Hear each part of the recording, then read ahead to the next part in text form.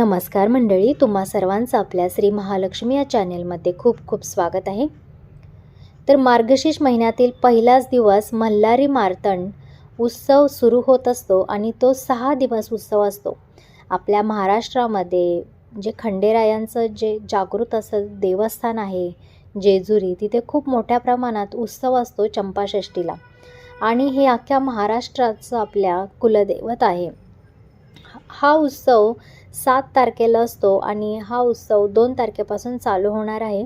आणि या दिवशी जसं नवरात्रीमध्ये आपल्याकडे 9 दिवस आपण दिवा लावत असतो किंवा दीप प्रज्वलन करत असतो, त्या पद्धतीने इथे नवरात्रीसारखंच इथे 6 दिवस उपवास केले जातात। 6 दिवस अखंड दिवा लावला जातो आणि ही जी कुळाचार आहे तो पाळला जातो। आपलं हे कुलदैवत आहे आणि या कुलदेवतेची आपल्याला पूजा या दिवशी करायचीच असते। तर हा उत्सव तुम्ही घरून कसा साजरी करावा, या दिवशी कोणता नैवेद्य दाखवावा आणि या दिवशी असे काय उपाय तुम्ही केल्याने भगवान मार्तंडांना तुम्ही प्रसन्न करून तुमची मनचाही इच्छा प्राप्त करू शकता, त्यांची कृपा तुमच्यावरती करू शकता, तर हे या व्हिडिओतून आज आपण पाहणार आहोत। त्यामुळे व्हिडिओ शेवटपर्यंत बघा आणि आपल्या या व्हिडिओला लाईक शेअर करायला विसरू नका। तर खंडोबाची तुमच्यावर कृपा होण्यासाठी या व्हिडिओमध्ये मी तुम्हाला एक असा उपाय सांगणार आहे जो भगवान भोलेनाथांना प्रसन्न करणार आहे, भगवान खंडेरायांना प्रसन्न करणार आहे। भगवान मार्तंड्यांचं म्हणजेच खंडोबाचं रूप हे भगवान भोलेनाथांचंच आहे। भोलेनाथांनी खंडोबाचं रूप धारण केलं होतं। चंपाषष्ठी खंडेरायाच्या उपासनेतील अत्यंत महत्त्वपूर्ण उत्सव आहे। श्री मल्हार मार्तंडाचे षडोरात्र उत्सवाचा सांगता दिवस या दिवशी मार्तंड भैरवाने मल्लासूर दैत्याचा संहार केला व भूतलावरील अरिष्ट टाळले। विजयोत्सव या दिवशी देवांनी केला होता आणि देवांनी भैरवांवरती म्हणजेच आपल्या खंडेरायांवरती चाप्याच्या फुलाची उधळण या दिवशी केली होती। तो होता मार्गशीर्ष शुद्ध षष्ठीला, त्यामुळे चाप्याच्या फुलांची उधळण केल्यामुळे त्याला चंपाषष्ठी असे नाव पडले आणि हा दिवस साजरा केला जातो। या दिवशी मल्लासूर दैत्याचा वध केला होता म्हणून हा उत्सव साजरा केला। श्री मल्हार सप्तशतीचं पारायण या दिवशी करायला खूप असं विशेष महत्त्व आहे। त्याने तुमच्या घरामध्ये सुख नांदत असतं, समृद्ध तुमचं असं जीवन होत असतं। तर तुम्हाला रविवार हा आपल्या कुलदेवतेचा वार असतो, मार्तंडाचा वार असतो। या दिवशी घरातील पुरुष मंडळींनी, खास करून पुरुष मंडळींनी या दिवशी तुम्हाला हे पारायण करायचं असतं आणि या दिवशी पुरुष मंडळींच्या हातातून या पारायणाची सांगता झाली पाहिजे, हे पारायण झालं पाहिजे। त्यांच्या हातून आपले जे खंडेराय आहे त्यांची पूजापाठ झाली पाहिजे। तर याचं पुण्य खूप भेटत असतं आणि यामुळे तुमच्या कुलाचा उद्धार होत असतो, तुमच्या संसारामध्ये सुखी संसार होत असतो आणि घरामध्ये जी काही वाईट शक्ती आहे ती निघून जात असते। त्यामुळे तुम्हाला हे पारायण करणं खूप महत्त्वाचं आहे। ज्या पद्धतीने आपण स्वामी पारायण करत असतो किंवा दुर्गा सप्तशतीचा पाठ करत असतो, त्याप्रमाणे हे पारायण तुम्हाला या दिवशी, ह्या 6 दिवशी तुम्हाला हे पारायण करायचं असतं। तर हे कसं पारायण करतात किंवा काय करतात ह्याची संपूर्ण माहिती आपण पुढे पाहणार आहोत।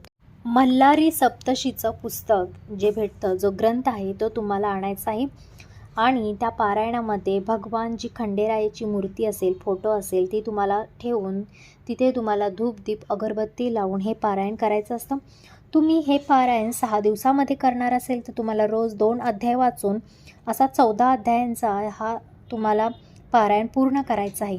काही लोक रोज एक पारायण करून असं 6 पारायण करत असतात किंवा तुम्ही यथाशक्तीने तुम्हाला जेवढं जमेल तेवढे तुम्ही हे पारायण करू शकता।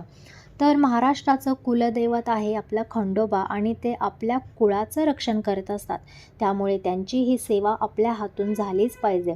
त्यांचा हा मानपान आपल्याला करायचा असतो। आपल्या सांसारिक ज्या अडचणी असतात, आपल्या घरामध्ये काही अडचणी असतात, आपलं कामं अडून राहिलेली असतात, ती ह्याच कारणामुळे राहिलेली असतात की आपण बाकीचे सगळे देवदेव करतो, पण जे आपल्या कुलदैवत असतं त्याच्याकडे आपलं कुठेतरी दुर्लक्ष होत असतं आणि त्यांची आपल्या हातून पूर्ण सेवा होत नाही आणि त्यामुळे आपल्या जीवनामध्ये खूप अडचणी येत असतात। त्यामुळे आपल्या अखंड महाराष्ट्राचं जे दैवत आहे खंडोबा राया, त्यांचा उत्सव आहे आणि या दिवशी तुम्हाला या सेवा तुम्हाला त्यांच्या करायच्या आहेत। आणि एक उपाय असा करायचा आहे की ज्याने मार्तंड देव प्रसन्न होत असतात. तर तो कोणता उपाय आहे? श्री क्षेत्र जेजुरीमध्ये श्रींना तेल स्नान घातले जाते. त्या दिवशी तुम्हाला बाजरीच्या पिठाचे, तुम्हाला घरातील तुमच्या जेवढ्या व्यक्ती आहेत ना त्या व्यक्तीच्या दुपटीने तुम्हाला बाजरीच्या पिठाचे नागदिवे तुम्हाला बनवायचे आहेत आणि 2 मुटके तयार करायचे आहेत. त्यासोबत कणकीचे 5 दिवे तुम्हाला त्याच्यात तूप घालून प्रज्वलित करायचं आहे आणि त्या दिव्यांनी तुम्हाला या दिवशी देवाला औक्षण करायचं आहे. तुमच्या खंडोबा जे तुमचं दैवत आहे त्यांचं नाव घ्यायचं आहे आणि तुमच्या घरातील जी काही इडापिडा आहे ती आपली जावी आणि आपला संसार सुखाचा व्हावा यासाठी भगवंतांना प्रार्थना करायची आहे. लक्षात घ्या, या चंपाषष्ठी दिवशी आपल्या संपूर्ण देवाला आपल्या पंचप्राणाने पंचामृतने तुम्हाला अभिषेक करायचा असतो. त्यांची षोडशोपचारिक पूजा या दिवशी तुम्हाला करायची असते. त्यांना नैवेद्य दाखवायचा असतो. नैवेद्य हा आपल्या खंडोबांना जो आहे तो काही ठिकाणी जो पुरणपोळीचा नैवेद्य दाखवला जातो किंवा भरीत आणि रोडग्याचा नैवेद्य या दिवशी दाखवणं खूप खंडेरायांना खूप आवडत असतो. त्यामुळे हा नैवेद्य तुम्ही दाखवायचा आहे आणि हा नैवेद्य त्यांना दाखवल्यानंतर तुम्हाला पहिला घास हा द्यायचा आहे. तो म्हणजे घोडा, कुत्रा किंवा गाई या लोकांना तुम्हाला पहिला घास द्यायचा आहे. त्यानंतर राहिलेला प्रसाद तो तुम्हाला घरामध्ये खायचा आहे आणि या दिवशी तुम्हाला तळी उचलायला विसरायचं नाही. जी आपले खंडोबा आहे त्यांची तळीचा मान या दिवशी खूप मोठा आहे. त्यामुळे तुम्ही वर्षातून एकदाही येणारा उत्सव आहे, यामध्ये तळीला खूप महत्त्व आहे. त्यामुळे त्यांची तळीही तुम्ही उचलली पाहिजे आणि सर्वांनी वर्षातून एकदा आपले जे कुलदैवत आहे जेजुरीला तुम्ही तिथे नक्की गेलं पाहिजे. त्यांच्या चरणावरती तुमचं डोकं नक्की टेकवलं पाहिजे. त्यांचा आशीर्वाद प्राप्त केला पाहिजे. तर अशा पद्धतीने आजची ही माहिती होती आणि असाच तुम्ही नवरात्रीत जसं 6 दिवस उपवास करता तसं या चंपाषष्ठीपर्यंत तुम्हाला उपवास करायचा आहे आणि हा उपवास केल्यानंतर तुम्हाला पुण्य प्राप्त होत असतं.